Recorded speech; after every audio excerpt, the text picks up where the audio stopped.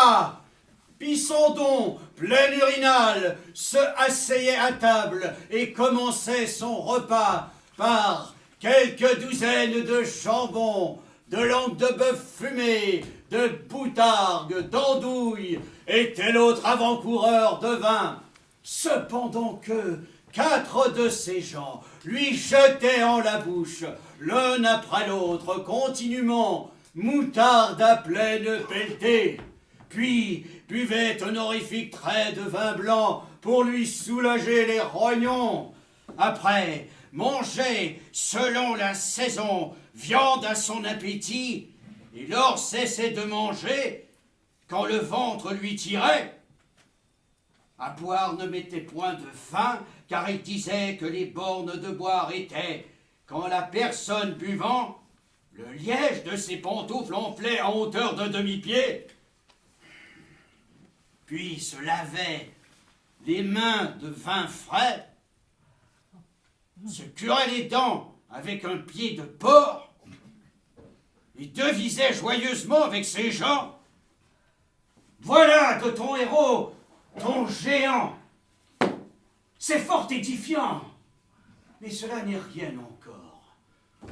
Voici les livres que Pantagruel, fils de Gargantua, découvre dans la bibliothèque d'une abbaye. Quelques titres. Le peloton de théologie. Décret de l'université sur la coquetterie des petites femmes à plaisir. Les fariboles du droit. Décrotarium scholarium. La profiterole des indulgences. Le couillage des promoteurs. Les pitarades du bulliste et copiste.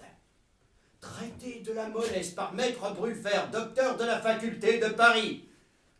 De l'excellence des tripes par Béda, principal du collège de Montaigu. Il est de mes amis. Je n'ai jamais eu connaissance de cet ouvrage.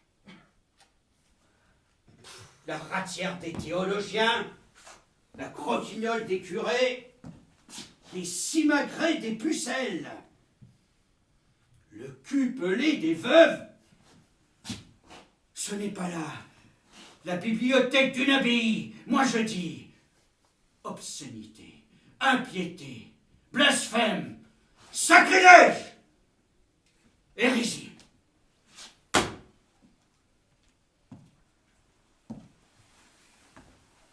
Est-ce là, monsieur, votre message? Appelle-moi maître.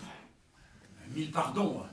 Je n'ai pas souvent l'honneur de parler à un docteur de la faculté de théologie de Paris. Ah oui. Si je viens tout exprès de la Sorbonne, c'est pour t'entretenir de tes livres horribles. Alcofribas Nazier. C'est bien toi. Vous parlez vrai? Tu n'as pas osé signer tes ouvrages de ton propre nom. Mettez les lettres à l'envers et vous retrouverez François Rabelais. Tu n'as pas osé. Ma situation m'interdisait. Quelle situation? Tu avais fui ton couvent, que ce soit pour écrire des livres obscènes ou pour faire de la médecine. Tu avais résilié tes vœux les plus sacrés. Cela a un nom. Apostasie. Notre Saint-Père le Pape a régularisé ma situation. Il a reçu ma supplication pro apostasia le 17 janvier 1536. Je ne suis pas un moine en rupture de couvent. Je suis aujourd'hui chanoine à l'abbaye de Saint-Maur. J'ai reçu également de sa sainteté l'autorisation d'exercer la médecine. Tu oses parler du pape, toi qui t'en moques à longueur de livres. Dans ton Pantagruel, nous avons relevé le nom de 6 papes que tu traites successivement d'écumeurs de marmite, de preneurs de rats, de graisseurs de vérole, de barbiers pour femmes et de croque-lardons. Mais c'est plaisanterie! Vénérable maître, en lisant mes livres, ne vous scandalisez pas, ils ne contiennent ni mal ni infection. Mieux est de rire que de larmes, écrire pour ce que rire est le propre de l'homme. Tu crois t'en tirer à si bon compte? Prenez-vous au sérieux l'histoire d'une famille de géants? Bien avant que je me mette à écrire, la légende de Gargantua avait fait l'objet de livres. Elle était populaire depuis des siècles. Tu fais la bête. Aucune comparaison honteuse. Ces récits légendaires et tes propres ouvrages. Ton Gargantua et ton Pantagruel, outre les calomnies et les insultes qu'ils contiennent contre l'autorité religieuse, sont pleins de ces idées à la mode, en tout point scandaleuses sur la manière d'élever les enfants et sur leur instruction. Est-il possible? J'en demande à Dieu. Les cieux! Cesse tes blasphèmes. Ma foi, ce que vous me dites est plaisant. Avez-vous bien lu Maître l'enfance de Pantagruel? Comment pouvez-vous prendre cela au sérieux? Avez-vous lu comment encore au berceau il humait le lait de 4600 vaches? 4600! Et comment certains jours, vers le matin, ont voulu le faire téter une de ces vaches? Car de nourrice, il n'en eut jamais autrement, comme dit l'histoire. Et il se défit des liens qui le tenaient au berceau, vous prend la dite vache par-dessous le jarret, et lui mangea les 2 tétins et la moitié du ventre, avec le foie et les rognons. Il eut tout dévoré du tété qu'elle criait horriblement, auquel cri le monde arriva, ôtèrent la dite vache à Pantagruel, mais il ne sursit bien faire que le jarret lui demeura en chamenote, et le mangea très bien comme vous feriez d'une saucisse. Et après commença à dire bon, bon, bon. Voulant entendre par là qu'il l'avait trouvé fort bon et en voulait davantage. Prenez-vous ça au sérieux? Ce n'est pas ce qui t'est reproché. Et voulez-vous savoir comment, semblablement en son berceau, il dévora tout cru un ours qui lui vint lécher le Il visage. suffit! Voilà des aventures qui n'arrivent ni à vous ni à moi.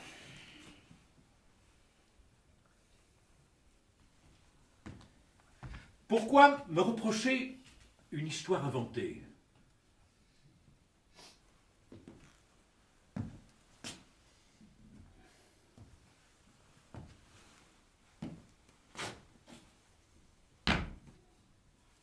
Ce n'est pas pour les exploits de tes géants que nous, Sorbonne, avons condamné tes ouvrages des parutions.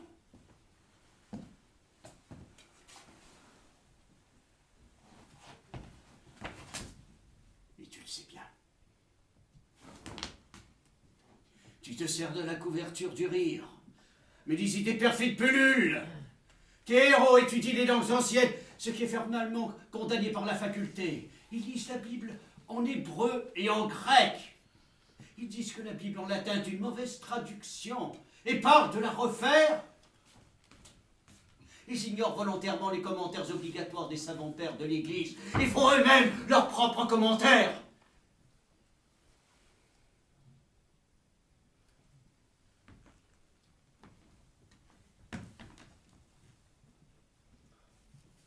Tout ceci constitue des exemples fâcheux que tu donnes à tes lecteurs. Tu rejoins là tes amis appelés humanistes, qui ne cessent de répandre autour d'eux un parfum de soufre et conduisent les âmes à la perdition et à la damnation éternelle. Nous voilà au cœur du sujet. Certainement. Je viens t'exhorter une dernière fois de cesser tes propagations diaboliques. Seules sont permises les études de la grammaire, de la rhétorique et de la logique, selon notre méthode d'autorité. Il n'est pas mauvais, maître, de savoir un peu l'arithmétique et les lois de l'astronomie. Ça ne fait point partie de la scolastique. On ne doit pas faire d'expérience. On doit seulement se référer aux commentaires que les illustres docteurs qui nous ont précédés ont laissés, sous peine de connaître nos condamnations. Cela conduit, tu le sais, à l'incarcération, dans le meilleur des cas.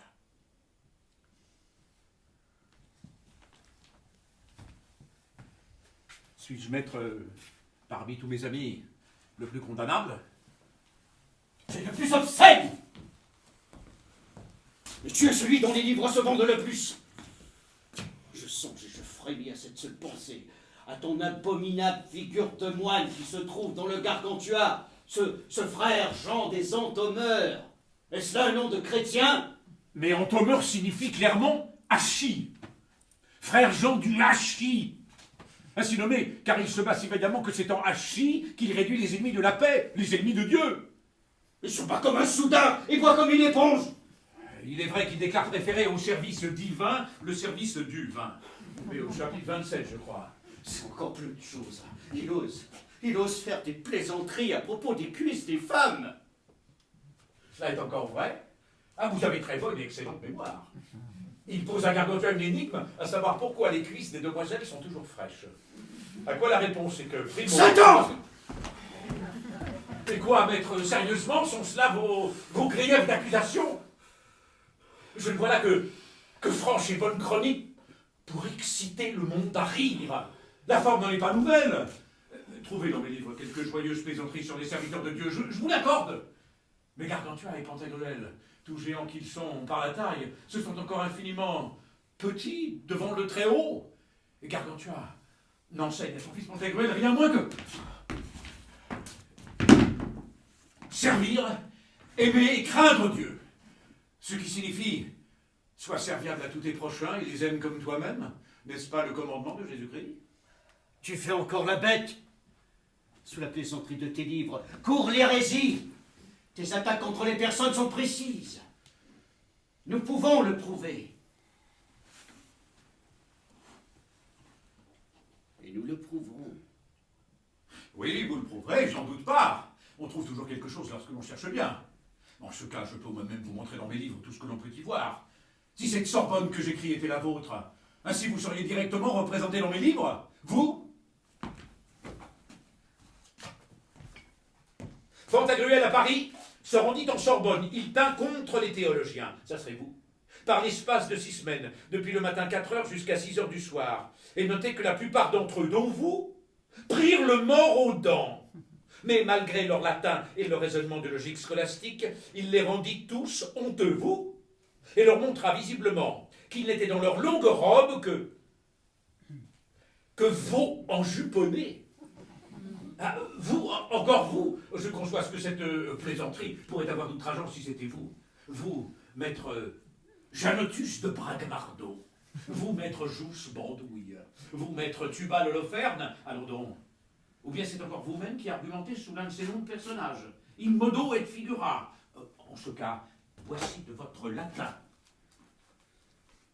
Omnis clocha clochavis in clocherio clochendo, clochens clochativo, clochens facit clochabiter clochantes, ergo gluc. Il est de certains livres qu'on écrit pour amuser, n'y voir que le mal. C'est refuser la vie. Rabelais, tu es ce que je hais le plus au monde. Vous m'avez condamné. J'ai corrigé les dernières éditions. Le mot théologien, qui croyez-vous vous désigne, vous accuse, je l'ai remplacé par sophiste. Ça n'a trompé personne. Vraiment? Vous le pensez vraiment? Sache que si Alcofribas, Nagier, publie encore la moindre ligne, nous le condamnerons sur l'heure. Ce qui, dans ce cas précis, voudra dire... Allez en paix! Alcofribas a cessé d'écrire et de publier! Désormais, c'est François Rabelais qui publiera, sous son vrai nom, la suite de la chronique de cette famille de géants. Le 3e livre est pour paraître bientôt. Le grand sujet en sera: Panurge, compagnon de Pantagruel, doit-il se marier ou non? Auquel cas il encourt le risque d'être cocu. Et je vous avise que l'on y prend la vie d'un théologien nommé Hippotadès. Serais-je vous encore? Ton livre sera brûlé! Condamné! Condamné et brûlé! Brûlé, certainement pas, car j'ai un privilège du roi qui en autorise la publication ici même.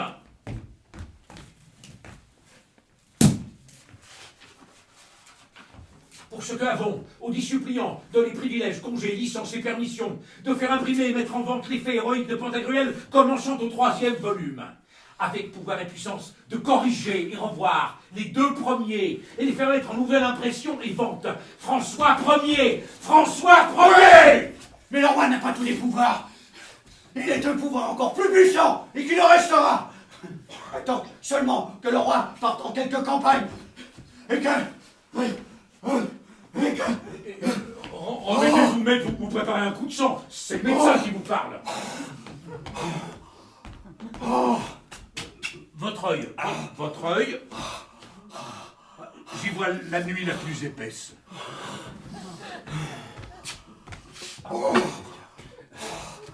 Tenez. La mort pourrait vous saisir d'un instant à l'autre. Êtes-vous en paix avec votre conscience? C'est le prêtre qui vous parle. Dois-je vous confesser? Je pourrais plutôt vous lire un passage de mon nouveau livre. Sa lecture est la meilleure des médecines pour guérir vérolés et goutteux. Le voulez-vous? Tu mets les rieurs de ton côté. Mais le roi et tes protecteurs ont fort à faire pour te protéger, toi et quelques autres. Ne seront pas toujours là à temps pour te sauver. Tu riras moins quand tu monteras sur le bûcher. Les libraires et poètes Étienne Dolay n'étaient-ce pas de tes amis? Était? Serait-il? Hier, après-midi, il est monté sur le bûcher, place Maubert. Dolay? C'est pas vrai. Hier. Il me semblait que tu l'avais bien connu. Il a même publié une édition de ton Pantagruel et de ton Gargantua, n'est-il pas? J'ai donc pensé qu'aujourd'hui était un excellent jour pour te venir voir et t'avertir de cesser d'écrire tes livres hérétiques.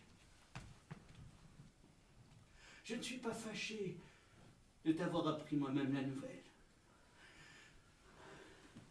Je te laisse à ta réflexion. Tâche de ne pas sentir trop vite le roussi. Adieu! Si Dieu t'accueille un jour,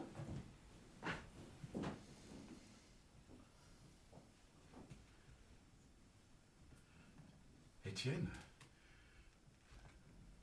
Étienne, toi sur le bûcher? Oh, Étienne, fou que tu es, je t'avais bien prévenu, mais je ne pensais pas que... Les cagots! Les hypocrites, les cafards! Pourquoi ne t'a-t-on pas protégé? Une fois déjà, Marguerite, la sœur du roi, t'avait sauvé la vie. Ah, mais tu voulais rien entendre. Tu multipliais les insultes contre eux.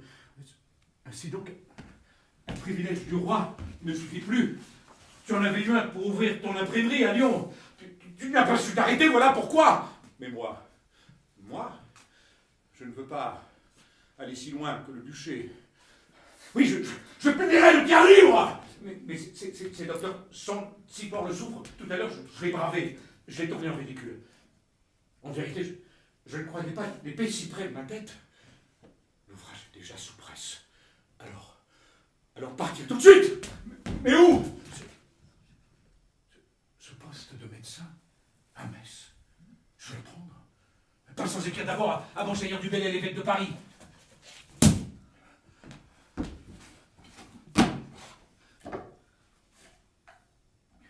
Monseigneur, quand vous recevrez cette lettre, vous n'ignorez pas que les derniers événements survenus à Paris. Si vous n'avez de moi pitié, je ne sais pas ce que je dois faire. Sinon, en dernier désespoir, m'asservir à quelques princes allemands dans un pays...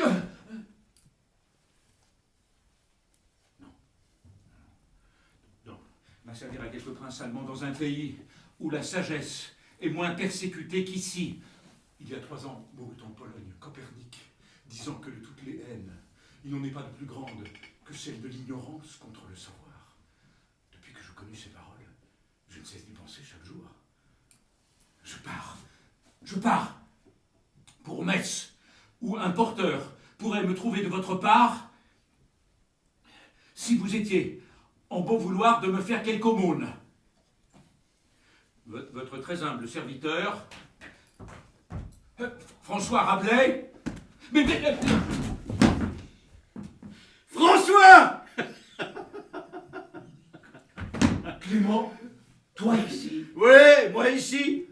Après avoir appris que tu étais à Paris, t'avoir cherché des jours entiers pour te trouver enfin à l'hôtel Saint-Denis. Alors, c'est donc ici que tu loges? Que je logeais, je pars. Tu pars? Quand? Sur le champ. Déjà? Il n'y a pas de temps à perdre. Tu pars encore? Je ne pourrai donc pas te voir. 2 ans à Montpellier, avec toi à la faculté de médecine. Je ne savais pas quel était mon bonheur de te voir tous les jours. Depuis, je t'ai croisé 2 jours à Lyon, où tu partais pour l'Italie. Une demi-journée à Poitiers, où tu changeais de cheval pour Chinon. Et enfin, L'an dernier, où tu m'abandonnas au bout d'une heure pour filer vers la Belgique. Mais quelle fuite! Tu dis vrai? Je fuis. Et tu abandonnes lâchement tes amis. Je suis plus lâche encore avec mes ennemis. Tu en as donc beaucoup? Ils sont peu nombreux mais puissants. Ils siègent au Parlement ou sont théologiens en Sorbonne. Si c'est à l'écrivain qu'ils en veulent. Et Clément, tu m'accompagnerais à Metz? À Metz? Mais que diable irais-je faire là-bas? J'exerce la médecine à l'hôpital de la Pitié, je perdrai mon poste. Ah oui. Tu es au courant du supplice d'Étienne Dollet? Oui. Le médecin-chef de l'hôpital l'a vu monter sur le bûcher. Comment était-il? Aucun trait de son visage ne bougeait. On dit qu'il avait le menton haut de quelqu'un que ses bourreaux dégoûtent. Et ils l'ont pendu avant de le brûler. Je l'aimais. Mais nous étions embrouillés depuis 3 ans, peut-être le sais-tu. Après les condamnations de Pantagruel et Gargantua par la Sorbonne, j'avais adouci quelque peu mes textes, changeant les mots de Sorbonnard, Sorbonnagre et Sorbonicole en sophiste, un mot plus vague. Et lui se fout d'Étienne, qui republie l'année suivante mes ouvrages sans tenir compte d'aucune de mes corrections. Aïman nous voit attirer les foudres des théologiens. Ils se sont sentis visés au cœur et j'ai dû partir pour l'Italie. Tu comprends pourquoi je passe mon temps à fuir? François, tu entends rien, hein? Là.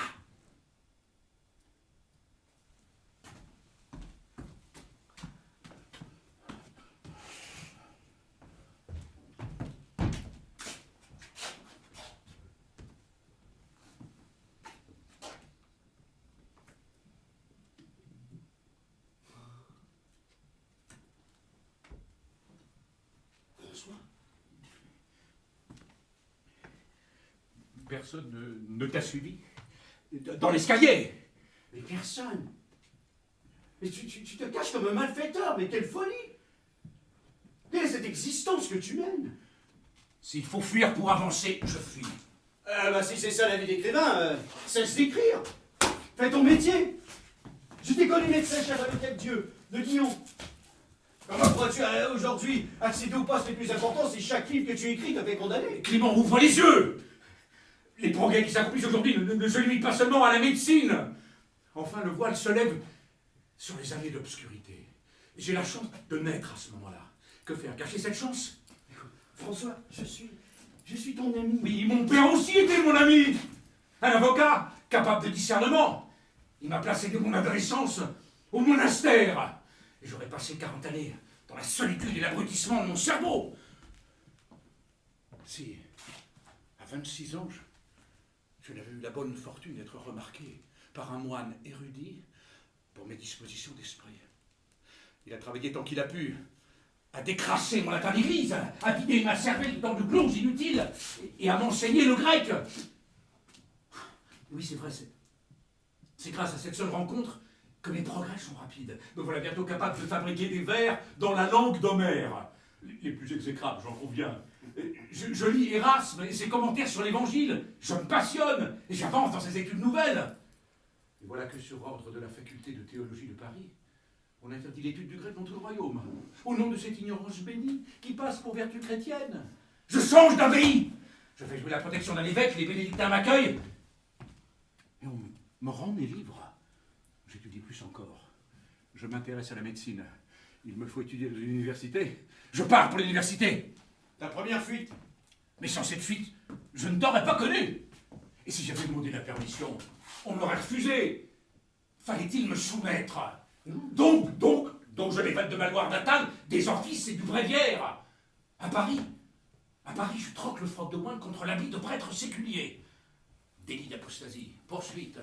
Je descends à Montpellier, où je fais ta connaissance, et reçois avec toi le grade de bachelier en médecine.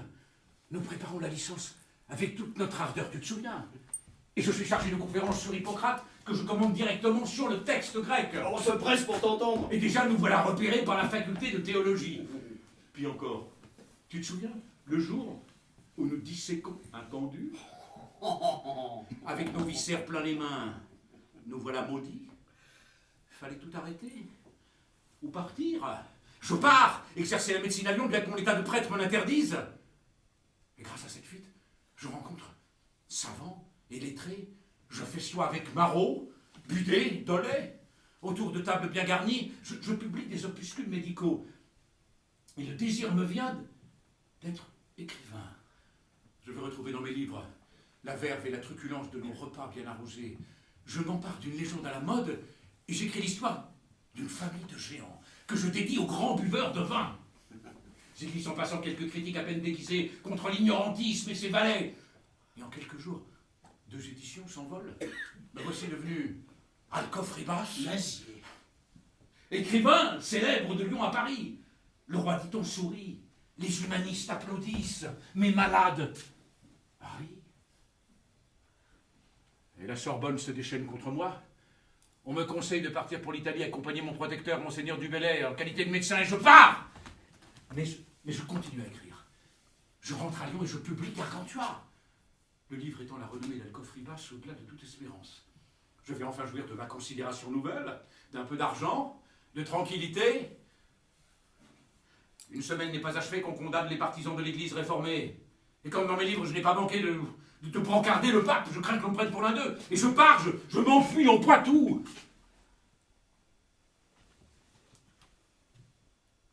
Où en suis-je alors? J'ai passé le milieu de la vie.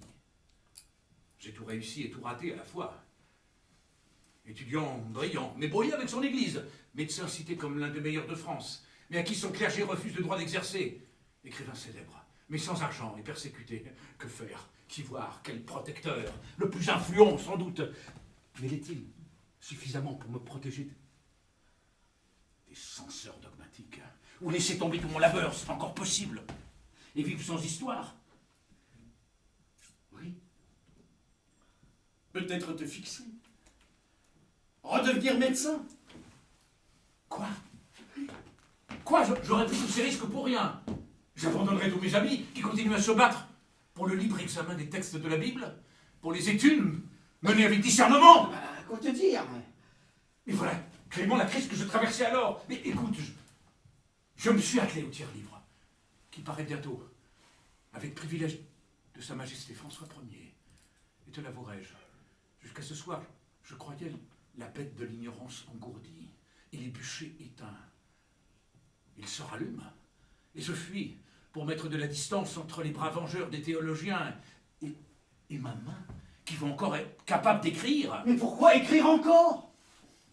Soigne tes malades. Nous avons choisi le plus beau métier du monde, il y a tant à faire. Mais les épidémies d'ignorance font encore plus de ravages que celles de la peste. À l'hôpital, tu soignes 30 ou 40 malades par jour. Par mes livres, j'en touche bien davantage. Tandis qu'ils me lisent, ils se sentent palpés, auscultés. Je leur dis, là est votre mal. Regardez mes yeux, voilà l'ordonnance. Soignez-vous. Soignez-vous par l'étude. Gardez-vous du mal d'hypocrisie. Et buvez, mangez. Banquetez si cela se peut. Ayez de l'appétit pour chaque chose de la vie. Riez. Riez énormément. Regardez devant vous et riez plus encore. Vous voilà guéri. Mais soyez vigilants. N'oubliez jamais de rire. Allez en paix et craignez Dieu. Tu as déjà deux grands livres à ton actif et qui font leur effet. Pourquoi ne pas attendre un peu avant de publier la suite? François, est-ce que tu songes quelquefois à moi? Nous étions si proches. Depuis que tu es célèbre, nous n'avons plus ces instants d'amitié. Toutes les fois que je t'aperçois, tu es préoccupé, inquiet, sur le départ. Ce rire, ce grand rire large et sonore qui faisait frémir les voûtes de notre université, qui savait déclencher le mien. Où est-il? Je ne l'entends plus jamais. Tu le réserves pour tes livres. Tu mets tout dans tes livres. Et moi, je reste seul. Oh, tu me manques, j'ose le dire. Tu avais beaucoup d'amis autrefois. Tu me nommais ton meilleur ami. Est-ce que tu ne m'as pas oublié complètement? Je me le demande. Toi, tu avances peut-être en solitaire. Sans doute cela te convient. Moi, je suis loin derrière. Clément, tu me rends le départ pesant, ils vont peut-être arriver. Mais ne crois pas que je t'oublie, cher compagnon, qui a partagé avec moi tant de découvertes et de joies. Mais ce soir, tu me parles d'amitié, et je songe alors à tous mes amis, et je vais n'en oublier aucun. Et alors, le visage d'Étienne me vient. Oh! Dolé! Où es-tu? Étienne? Quoi? Mort? Depuis hier? Pourquoi? Par quelle folie des hommes? Que puis-je pour toi, mon ami? Te guérir? Mais tu n'es qu'un tas de cendres. La médecine ne peut pas s'occuper d'un tas de cendres.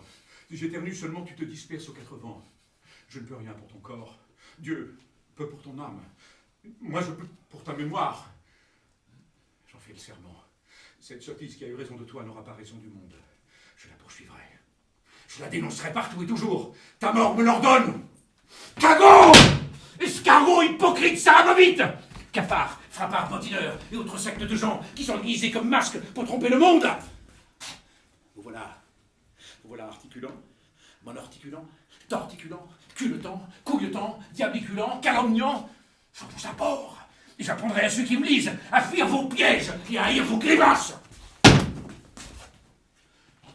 Étienne est mort pour avoir publié pour la première fois l'évangile en français. Son projet le plus criminel était de traduire tout Platon en français. Vous voulez que l'on meure, Clément, au XVIe siècle? Crois-tu que j'ai du temps pour m'occuper de vous autres, les vivants? En vérité, je pars sur le champ, je n'ai trop tardé. Voici ma lettre, que je vais faire dépêcher à mon protecteur, car les seuls amis que je peux me permettre d'avoir aujourd'hui, Clément, sont des personnages qui ont de l'argent et du pouvoir. Toi, tu mets un paravent contre la tristesse. Eux, ils me sont une armure qui me garde de mes ennemis. Adieu. Viens voir dans la retraite, celle où je me rends, ou la prochaine, et je vais porter cette lettre moi-même chez Dubellay. Là, au moins, je serai en sécurité pour la nuit. Monsieur Millet, préparez-moi un cheval, je vous prie. Attends, François. Descends-moi mes livres. Attends.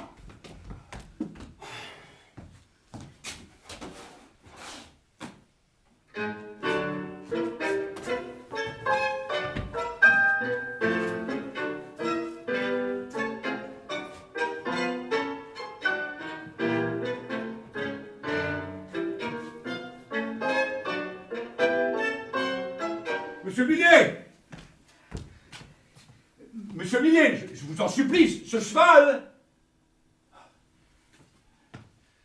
J'ai déjà trop tardé. Mon départ est pressé. Ce prologue de mon livre, je dois le terminer. Je le ferai remettre à l'imprimeur par Monseigneur lui-même. Au lecteur, bonnes gens, buveurs très illustres, et vous, vérolés très précieux. Ne jugez trop facilement être traité dans mes livres que moquerie, folâtrerie et mensonge, car vous me dites que l'habit ne fait pas le moine. C'est pourquoi il vous faut ouvrir le livre et soigneusement peser ce qu'il contient. Alors vous connaîtrez que la drogue contenue dedans a bien d'autres vertus que ne promettait la boîte.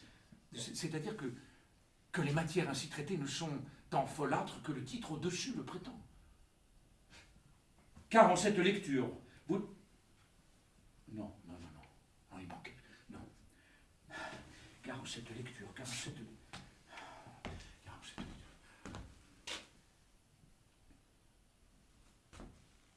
Un chien. Vite-vous, un chien rencontrant un os à moelle. Il est, comme dit Platon, la bête du monde la plus philosophe. Voyez de quelle dévotion il guette son os. Comme il le protège. Avec quelle ferveur il le tient. Avec quelle prudence il l'entame. De quelle affection il le brise et le suce. Qui le pousse à agir ainsi? Quel est l'espoir de son étude? À quel bien prétend-il? Rien. Qu'un peu de moelle. Vrai est que ce peu de moelle est plus délicieux que le beaucoup de toute autre chose diverse. Pour ce que la moelle est aliment subtil. Non, pour ce que la moelle est aliment élaboré. À l'exemple de ce chien vous convient d'être sage, pour flairer, sentir et estimer ces beaux livres. Et puis par curieuses leçons et méditations fréquentes, rompre l'os et sucer la substantifique moelle, avec l'espoir certain d'être fait avisé et brave par cette lecture. Votre cheval est apprêté, monsieur Rabelais. Chut! Car en cette lecture trouverez bien notre goût et doctrine cachée, laquelle vous révélera de très hauts sacrements et mystères horrifiques, tant en ce qui concerne notre religion que aussi l'état politique et la vie économique. L'auteur supplie les lecteurs bénévoles de se réserver à rire au 78e livre seulement. J'ai si peur que ce qu'il y a de drôle dans mes livres fasse oublier l'essentiel. Ah, je tarde trop. Allons chez Monseigneur du Bellay, allons le mettre au courant de mes projets de départ.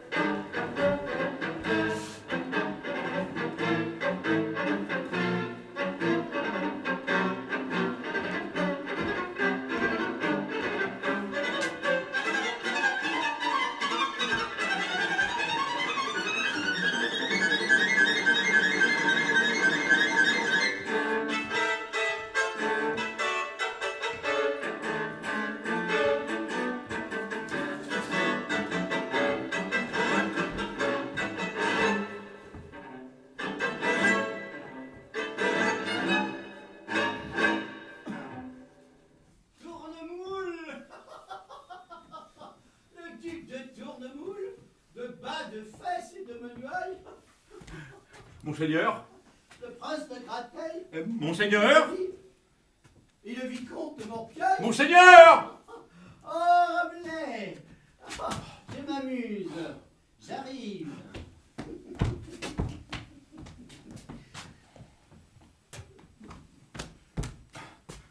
Alors, mon ami, pourquoi cette visite ce soir? Bon, tu me surprends dans mes heures de lecture. Tu ne pourras jamais dire que je ne t'aime pas, car j'ignorais ta venue, et je me délassais justement avec ton gargantua dans l'épisode de la guerre Picrocoline. En vérité, les noms que tu as donnés au lieutenant de Picrocole sont plaisants. Il n'y a que toi pour trouver ça. Tu vois, tu n'es pas seulement le médecin que j'appelle de temps en temps à mon chevet. Je me sers de toi en ton absence grâce à tes livres, et te lire me fait un bien. Surtout, te lire à haute voix. Ne le fais-tu jamais? Monseigneur, il faut que... Eh bien, tu as tort, car si je ne te savais pas médecin et que l'on m'ait seulement donné un de tes ouvrages, je me serais dit, à peine le volume reposé, cet homme-là s'y connaît en guérison. Vous êtes trop bon, Monseigneur. C'est bien tard. J'aime la musique de tes mots. C'est pourquoi parfois j'ordonne à mon secrétaire de te lire à haute voix. Il en ressort la gorge sèche, le pauvre.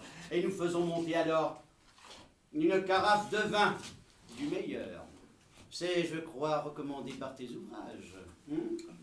Et nous en usons et abusons. Toi-même, tu n'écris pas sans avoir à portée de main un pichet, n'est-ce pas? Oui, Monseigneur. J'ai volontiers un pichet de vin de Chinon, bien prêt. Un petit pichet? Oui, Monseigneur. Un tout petit pichet? Pas trop petit, Monseigneur. Eh, tu es bon pantagruéliste. Tu manges et bois en écrivant, moi je bois et prends mes repas en te lisant. J'essaie moi aussi d'être un bon disciple de Pantagruel. Vous l'êtes, Monseigneur. Et si j'osais, je vous dirais que Pantagruel vous ressemble. En ce que lorsque j'écrivis le personnage, j'avais déjà l'honneur d'être parmi vos intimes. Et pour tout ce qui concerne l'érudition, et particulièrement la science des belles lettres que possède mon héros, je m'inspirais de vous. Tu me fais plaisir, Rabelais. Mais tu es allé beaucoup plus loin dans le personnage que dans le modèle. Et c'est moi aujourd'hui qui voudrais manier le savoir comme Pantagruel. Et je l'aurais fait plus savant encore avec sciences rares et mystérieuses si je n'avais pas craint de me faire encore davantage d'ennemis. Et tu en as. Je les connais. Imagine-toi, Rabelais, que tu n'es pas le seul à me donner du souci. Joachim du Bellay, mon neveu, à la mode de Bretagne, qui n'a pas 30 ans, s'est mis en tête de rédiger un ouvrage, une sorte de manifeste, intitulé en toute simplicité « Défense et illustration de la langue française », dans lequel, me dit-il, il explique pourquoi notre langue n'a pas la richesse de nos grecs et latins, et ce qu'il faut faire pour lui insuffler de la force. Il m'a d'ores et déjà prévenu qu'il traite les théologiens de vieux druides, et qu'il va défendre le roi injustement accusé par ceux-ci d'avoir déshonoré les arts et les sciences. Il a fort raison, monseigneur. Certes, mais le roi peut se défendre lui-même contre la malveillance. Mon neveu ne le peut pas. Il a décidé de me dédier l'ouvrage. Trouves-tu cela une bonne idée? À qui, monseigneur, en ce royaume, peut-on dédier un ouvrage qui fait avancer les choses? Sinon, au plus instruit des hommes, ou au roi lui-même. Tu me flattes, François Rabelais. Mais je vois bien qu'il va me falloir protéger ce neveu. Tout comme je te protège. Protégez-le bien, monseigneur. C'est un neveu qui veut du bien à notre pays. Il veut attaquer aussi les mauvais traducteurs. Il a raison. Les erreurs de traduction prêtent à conséquence. Tenez, en médecine, combien de contresens, de faux sens ai-je relevé dans de médiocres travaux? Ce qui est considéré comme une faute dans un livre de poésie, monseigneur, est un crime dans un ouvrage médical, où un seul petit mot ajouté ou retranché, voire un simple signe interverti ou tracé à contretemps, ou quelquefois livre à la mort des milliers de gens. Tu me donnes froid dans le dos. Il faut l'aider, monseigneur. Si la langue française n'est pas encore bien riche, c'est qu'il y a trop de domaines où elle n'est pas encore employée. Savez-vous que les philosophes de notre royaume n'ont pas les mots en français pour raisonner? Que les astronomes n'ont pas les armes qu'il faut pour argumenter autrement qu'en grec ou latin? Pas plus que nous autres, les médecins. Étudier le grec et le latin, mais pour féconder notre langue. Voilà ce qu'il faut. Ne pas hésiter à créer des mots. Je vous conjure de vous rallier à la cause de votre neveu. En ce cas, oui, il faut l'aider. Et il faut aussi t'aider. Et moi, je n'aurai jamais mon chapeau de cardinal. Vos ennemis à tous deux sont fort introduits dans les états du pape. Oh, tu peux bien penser que je me préoccupe d'une futilité, mais j'ai mes faiblesses. Ce n'est pas une futilité, monseigneur, mais ce chapeau, si vous l'obtenez un jour, restera bien en deçà de vos mérites. Si j'avais ce pouvoir, je vous ferais pape à l'instant. Tu ne m'aimerais plus. Il est vrai que je ne suis pas affligé de papimanie. Mais vous ne seriez pas un pape comme les autres. C'est vrai. Moi, je n'ai pas d'enfant, ni légitime ni naturel. Oh, le pape, il n'en a que de la seconde sorte. Juste, t'es bâtard. Oh, ça, Rabelais, nous oublions de boire. Buvons au bâtard du pape. Qu'en penses-tu? Un verre à la santé de chacun d'entre eux. Une bouteille n'y suffira pas, monseigneur.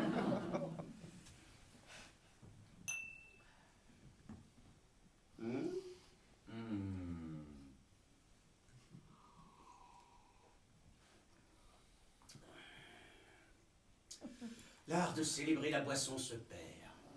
Je voudrais que les écrivains s'intéressent un peu au vin, comme nos antiques. Homère n'écrivait, nous dit Horace, qu'après boire. Autant faisait Ennius. Et Ovide. Et Properce. Et Catulle. Et Cornelius Nepos, je crois. Tous deux étaient amis et buvaient ensemble. Et Suétone. Oh, celui-là, il buvait plus que ses Césars. Et Varron. Oui, pour mieux accommoder ses 76 ouvrages. Et Virgile. Juste, il donne des conseils aux vignerons. Primus humum fodito, postrimus medito. Géorgique. Au 2e chapitre. Exact, Rabelais. À Virgile. À Lucrèce. À Caton. Caton d'Utique. Non, Caton l'Ancien qui a appris le grec vers la fin de sa vie. Au grec. À Hésiode, à Anacréon, À Minerve de Colophon, à Archiloque, à Tyrté, à Sappho, à Simonide. à Pindare, à Échille, à Polonius de Tyane. Nous avons oublié Euripide. Oh, notre carafon est vide. Disons qu'il n'y en a certainement plus assez pour nos savants docteurs en théologie. Crois-tu qu'il boit? Ah, certainement. Regardez la panse de Béda, le principal du collège de Montaigu. Ce collège de Pouillerie, comme le nomme ton Gargantua, ce Béda est donc si gros. Ventru, pensu, monseigneur, savez-vous ce que dit de lui Erasme? Ce n'est pas un homme, c'est une souche. Eh bien, le cher Erasme manque de charité. Ceci mis à part, l'évêque que je suis aimerait bien pouvoir attaquer la faculté de théologie, qui a l'outrecuidance de prétendre condamner les hommes au nom de Dieu. Et ceci n'est pas mon rôle. Je suis le pasteur de tous. Mais je vois pourtant que tu dis tout ce que dans ma situation je ne peux pas dire. Et tu le dis mieux que je ne saurais le dire. Cela me vaut bien du désagrément. Ah, évidemment, tu paies les pots cassés. Je les paierai, volontiers si j'avais de quoi, mais je n'ai plus un sou. La Sorbonne m'a dépêché ses docteurs pour avertissement, et je ne veux pas finir comme Dolé. Le protégé de Marguerite de Navarre. C'est une intelligence, cette femme, elle fait beaucoup pour les lettres. Mais sa cour est à près de 200 lieues de Paris. Comme protection rapprochée, elle ne vaut rien. Je pense accepter ce poste de médecin que me propose la ville de Metz. Oh, tu ne vas pas t'y amuser. La vie n'est pas celle de Paris. Je dois partir demain. Ah, attends, repose-toi ici. Tu es bien dans cette demeure de Saint-Maur. Tu l'aimes, je pense. Tu y es en sécurité. Repose-toi et nous reparlerons de tes affaires demain. Sais-tu que je repars à Rome? Sa Majesté m'envoie en ambassade auprès du pape. Peut-être pourrais-tu m'y accompagner? J'ai besoin d'un médecin, mais la compagnie d'un écrivain n'est pas pour me déplaire. Est-il possible que l'Italie, la mère de nos lettres et de nos arts que j'aime tant, ne soit chaque fois pour moi qu'un lieu de fuite? Elle se conduit comme toutes les mères, cette Italie. Elle tend les bras à ses fils quand ils en ont besoin. Tu es médecin, peut-être pourras-tu te forger une clientèle. Je te présenterai à toute la curie romaine. Je leur dirai que tu n'as encore jamais tué personne. Ah, monseigneur de grâce, ne plaisantez pas avec la médecine.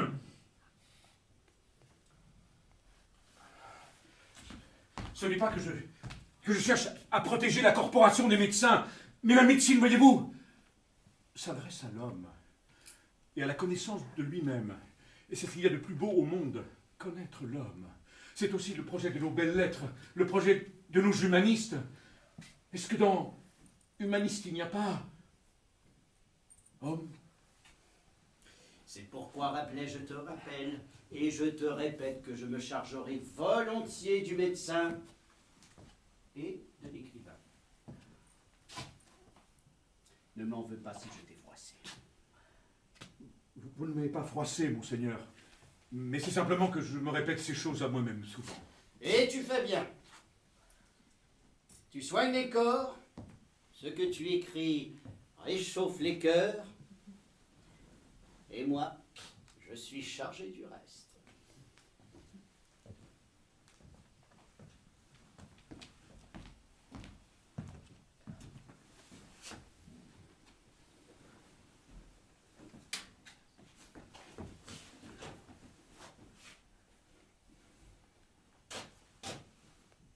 Que Dieu ait pitié de nous deux.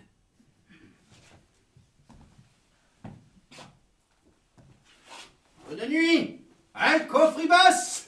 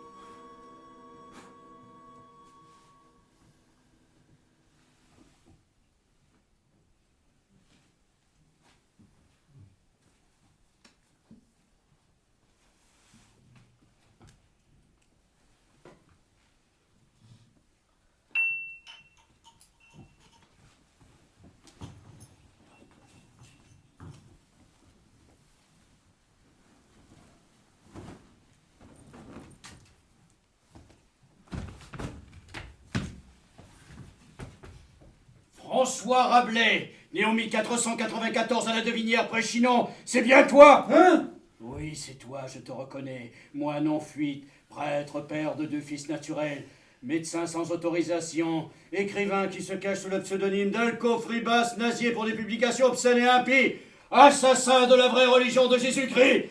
Notre assemblée délibère contre tes crimes. Je ne dis que la vérité dans les ouvrages. Tu vas trop loin. Nous te condamnons au supplice du gris. Non! Non! Je n'écrirai plus jamais. Je brûlerai tous mes manuscrits. Je n'ai fait que lutter contre l'ignorance. Mais oui, François, calme-toi. Je ne t'abandonnerai pas. Qui êtes-vous? Je suis Marguerite de Navarre, la sœur du roi. J'écris moi aussi, l'Heptaméron, j'en suis l'auteur. Je comprends le danger d'écrire.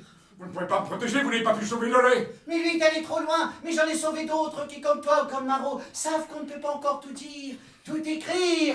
Allons, n'aie pas peur. Ah! Mais j'ai peur. Ils ont voulu sortir le roi. Ils me traitent depuis des années. Le tribunal demande que la sentence soit exécutée tout de suite. Allons! Non! Et repens-toi des sottises que tu as écrites. Non! Non! Ah, je vous en supplie, mes amis, ne me laissez pas! Je ne peux pas m'en sortir tout seul! Mes personnages, je vous en supplie, venez à mon secours, au secours.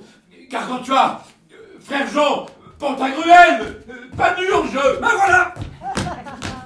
Je vais leur faire un tour qui ne sera pas leur avantage, foi de panure. Si ton juge revient, je lui lis rusement pieds et mains, je lui passe une broche à travers la gargamelle, et je le ponds, accrochant la broche à 2 gros crampons soutenus par des hallebardes. Je t'attise un beau feu en dessous, et il sera flambé ton mineur, comme un sort. Oh, ça sent les poules de mouton. Il arrive devant moi! Je crois bien, un grand coup de brodequin.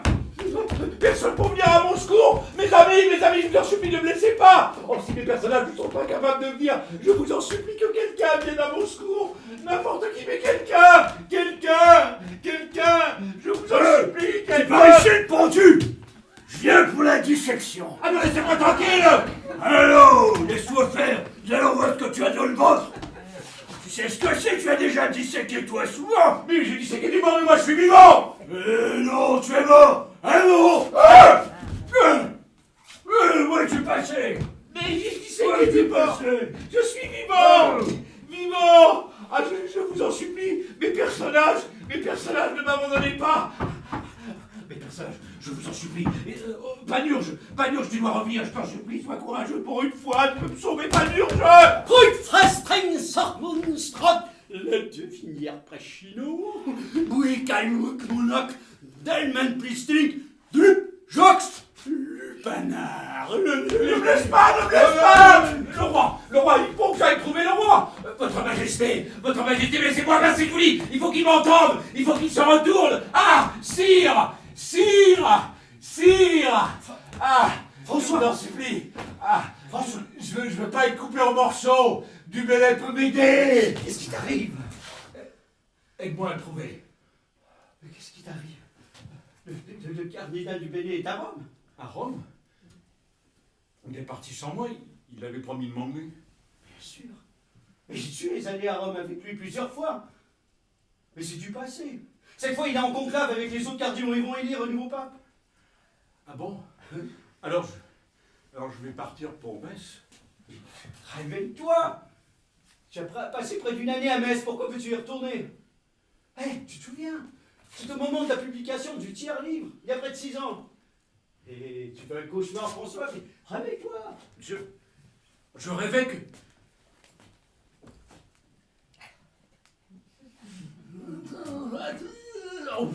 Oh, c'est sans importance, c'est comme ça depuis que j'ai connu la prison. Mon sommeil est agité. Je dois te mentir au bout de 3 semaines. C'est pas une question de durée, Clément. Dans une cellule, le temps n'existe plus, alors à moi, c'est comme 10 ans. Tu comprends? Non, tu peux pas comprendre. La seule fois de ma vie où après la publication d'un livre, j'ai pas pris la fuite à toutes jambes. Ils sont venus me chercher chez moi pour me mettre derrière des barreaux. Qui t'a libéré? Odette de Coligny, l'homme qui a la charge de toutes les librairies du royaume. Quelle providence! Il se passionne pour tes livres. Jamais, François, tu n'auras eu un protecteur aussi puissant. Le quart-livre a quand même été condamné. La Sorbonne fait ce qu'elle peut. Mais tu es de plus en plus célèbre, alors elle peut de moins en moins t'atteindre. Tu te trompes, ils m'ont à l'usure. Mais ils n'ont pas réussi à me brûler vif, ils me font brûler à petit feu. As-tu pensé Cette calomnie incessante contre moi depuis 10 ans, elle a été si atroce, si déraisonnée, qu'elle a presque vaincu ma patience. On brûle mes ouvrages, on brûle mes amis, tout ça en une seconde. Moi, il me faut 5 ans pour écrire un livre. J'ai bien cru que ces cannibales, ces misanthropes et autres agélas t'avaient gagné. Imagine-toi qu'après le tiers-livre, j'avais décidé de ne plus écrire un iota. Tu crois que j'aime ces feats à cheval à l'aube d'une ville à l'autre? Chaque fois je me dis c'est la dernière fois. Maintenant je reste où je suis. C'est la seule fois où je suis resté. Pourquoi as-tu écrit le quart-livre alors? Pour me soigner moi-même sans doute. Pour retrouver la joyeuse humeur de mes compagnons de roman. J'ai écrit 11 chapitres du quart-livre. Et puis pour la première fois de ma vie, j'ai pas su comment aller plus loin. Tu te rends compte de ce que ça veut dire, Clément? J'avais plus d'idées. J'avais plus d'élan. J'avais l'âme tarie. Voilà les effets de leur calomnie. Ce quart-livre, tu l'as pourtant achevé. Ça m'a conduit en prison. Tu n'aurais pas une place de médecin dans ton hôpital? Tu as mieux à faire. Autrefois, tu me conseillais d'abandonner la plume. Et tout ce que tu apportais de nouveau, je ne le réalisais pas. Tu es un inventeur. Tu dois continuer dans la voie que tu t'es tracée. Pense à tous ceux que tes livres font rire, font vivre. Les ouvriers imprimeurs. Les lecteurs à qui tu distiques de la substantifique moelle. Un médecin peut-il s'arrêter en chemin? Pas si des malades le réclament, selon Hippocrate. Tu crois vraiment que quelqu'un a besoin de moi? Des milliers de lecteurs ont besoin de toi. Qu'est-ce que tu vas leur dire? J'abandonne. Le parti des théologiens l'emporte. Les calomniateurs ont vaincu mon rire. Je suis vieux. Et tes personnages, tu les abandonnes aussi. Car quand tu as trahi, Pantagruel trahi, Panurge. À chacun ses doutes, François. Chacun, à un moment donné de sa vie, hésite entre le rire et les larmes. Autrefois, tu aurais su toi-même te faire une ordonnance. Aujourd'hui, c'est moi qui vais t'administrer le remède. Écoute bien ceci. Au chapitre 3 de Pantagruel, de la naissance d'Islui et du deuil que mena son père Gargantua. Quand Pantagruel fut né, qui fut bien ébahi et perplexe? Ce fut Gargantua son père. Car voyant d'un côté sa femme morte et de l'autre son fils Pantagruel né, tant beau, tant grand, il ne savait que dire ni que faire. Pleurerai-je, disait-il? Oui, car pourquoi ma tant bonne femme est morte, qui était la plus ceci, la plus cela qui fut au monde? Jamais je ne la verrai, jamais je me retrouverai une telle. Ce m'est une perte inestimable. Oh mon Dieu, que te avais-je fait pour ainsi me punir? Que n'envoyas-tu la mort à moi premier qu'à elle? Car vivre sans elle ne m'est que languir. Ah, bas de bec, ma mignonne, mamie, mon petit con, ma tendrette, ma braguette, ma savate, ma pantoufle, jamais je ne te verrai. Ah, pauvre Pantagruel, tu as perdu ta bonne mère, ta douce nourrice, ta dame très aimée, et se disant, pleurait comme une vache. Mais tout soudain, riait comme un veau quand Pantagruel lui venait en mémoire. Oh mon petit-fils, disait-il, mon couillon, mon peloton, que tu es joli, et tant je suis tenu à Dieu de ce qu'il m'a donné un si beau fils, tant joyeux, tant riant, tant joli, oh, oh, oh, oh, que je suis aise. Buvons. Oh, laissons toute mélancolie, apporte du meilleur, rince les verres, boute la nappe, chasse ses chiens, souffle ce peu, allume la chandelle, ferme cette porte, taille ses soupes, envoie ses pauvres. Binder ce qu'il demande. Tiens ma robe, que je me mette en pourpoint, pour mieux festoyer les commères. Seigneur, faut-il que je me contriste encore? Cela me fâche, je ne suis plus jeune, je deviens vieux. Le temps est dangereux. Je pourrais prendre quelques fièvres. Me voilà affolé. Foi de gentilhomme, il vaut mieux pleurer moins et boire davantage. Ma femme est morte, et bien par Dieu, je ne la ressusciterai pas par mes pleurs. Elle est en paradis pour le moins, elle prie pour nous. Allez à l'enterrement d'elle, et cependant je percerai ici mon fils, car je me sens fort altéré et serai en danger de tomber malade.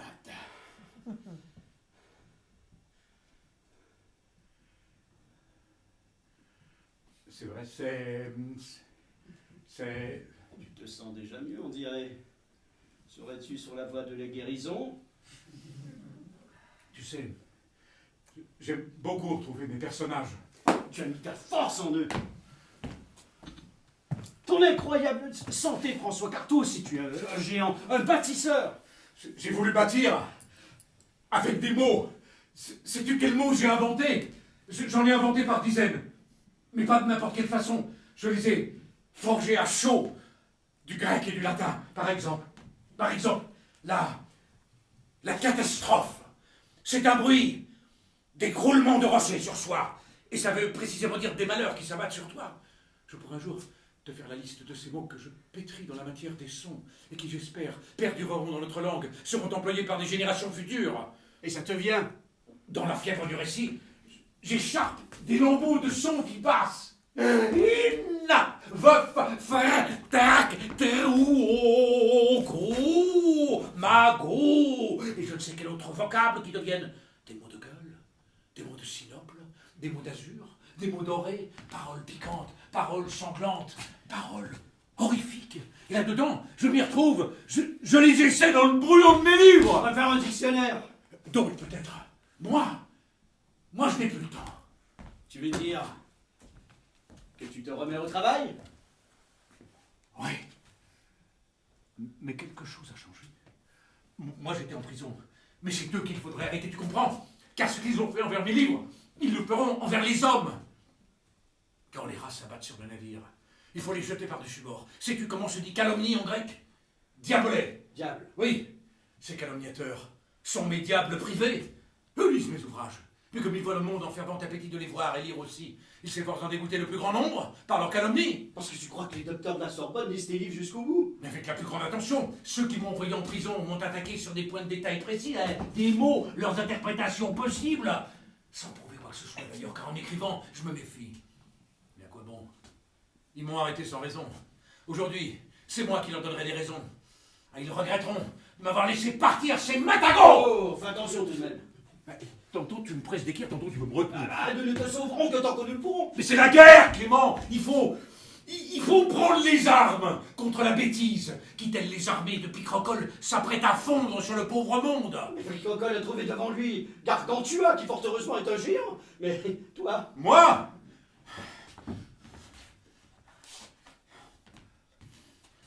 En cette même heure, Gargantua, qui était issu de Paris, soudain les lettres de son père lues, sur sa grande jument venant, avait déjà passé le pont de la Nonnin près Chinon. Cependant, Picrocole recevait de ses gouverneurs conseil pour la bataille. Sire, dit capitaine Merdaille, votre armée partagerait en deux. L'une ira ruer sur Grand Gousier, le père de Gargantua. Lui et ses gens seront facilement déconfits. L'autre partira vers Gascogne et Périgord. Sans résistance, prendra château et forteresse. À Bayonne, saisira tous les navires et pillera tous les lieux jusqu'au Portugal. Espagne se rendra, l'or passerait Gibraltar et ce détroit sera nommé la mer Picrocoline. Gargantua, avisant en son chemin un haut et grand arbre, l'arracha facilement de terre, en ôta les rameaux et dit: cet arbre me servira de lance. Ne m'as-tu pas dit que j'étais moi aussi un géant? Du château de Vède, les ennemis lui tirèrent plus de 9025 au coup d'arquebuse, le visant à la tête. Et lui s'écria: ces mouches m'aveuglent et me dérangent, pensant que c'était la mouche bovine. Panocrates l'avisa que l'on tirait contre lui des plombées d'artillerie. Alors Gargantua choqua de son grand arbre contre le château, et à grands coups abattit tours et forteresses et ruina tout par terre. Cependant, capitaine Merdaille disait à Picrocole: Vous attaquerez les royaumes de Tunis et d'Alger, puis passerez en Italie, prendrez Rome. Le pauvre monsieur du pape meurt déjà de peur. Ensuite, vous convient d'avoir Jérusalem, l'Asie mineure et toutes les terres jusqu'à l'Euphrate. Cependant, Gargantua arrivé au château de son père, eut récit par frère Jean des Entomeurs comment il avait défendu l'abbaye de Seuillé. Les guerriers de Picrocole avaient déjà rompu les murailles du cloître afin de gâter toute la vendange. Les pauvres diables de moines, ne sachant auquel de leurs saints se vouer, se préparaient à belle procession chantée.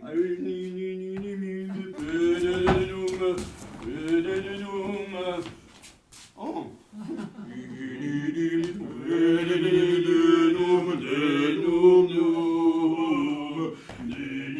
Qu'on sait bien chanter! Dis frère Jean! Bien plus de que de chanter voile du panier pendant son fête entre Saint-Jacques au Bois-Rouge cet hiver! Ce disant, dit lors le prieur, Oh, mais que fait cet ivrogne ici? Troubler le service divin? Non, pas arrête, mon frère, j'en mets le service du vin, faut que je ressorte qu'il ne soit pas troublé. Ce disant, mit bas son grand habit, mit son froc en écharpe et se saisissant du bâton de la croix, donnant si fort sur les ennemis qu'il les renversait comme porcs, frappant à tort et à travers un vieil escrime. Aux uns, mais écrabouiller les cervelles. Aux autres, rompait bras et jambes, délogeait les spondyles du cou, Démouler les reins, débloquer le nez, pencher les yeux. fondait les mandibules, Enfoncer les dents dans la gueule. décollait les omoplates. Les uns mouraient sans parler, les autres parlaient sans mourir. Les uns mouraient en parlant, les autres parlaient en mourant. D'autres criaient confession. Tant fut grand le cri des navrés que le prieur et les moines sortirent et qu'envers ces gens blessés à mort en confessèrent quelques-uns. 13 622 ennemis furent défaits et l'abbaye fut sauvée. Ce disant, disait capitaine Merdaille à Picrocole, l'autre part de votre armée, après avoir déconfit vilain grand cousier, ne chômera pas. Elle prendra l'Europe jusqu'en Bohême, retrouvera votre armée de la Méditerranée, et toutes deux s'empareront de Constantinople. Picrocole lui dit...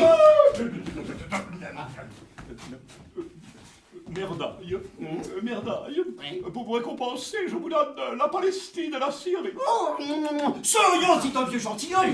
J'ai bien peur que cette entreprise pour hasardeuse soit semblable à la farce du pot au lait. Mais tous se moquèrent de lui, car quand tu as eu la charge de toute l'armée de son père, il arriva devant La Roche-Clermont, confia une partie de ses soldats à Frère Jean, qui contourna la ville. C'est moi qui fais la retour. Ah non, Tout le monde le sait, je fais une fois. Cependant, l'artillerie de Gargantua commence à heurter un quartier de muraille tant fort que les assiégés se précipitèrent à cet endroit pour Pour le défendre, le bras, voyant le côté où se trouvaient des gardiens de défenseurs, escalada la muraille. Parvenus à l'intérieur de la ville, ces soldats poussèrent des cris horribles et vinrent ouvrir les portes de la ville.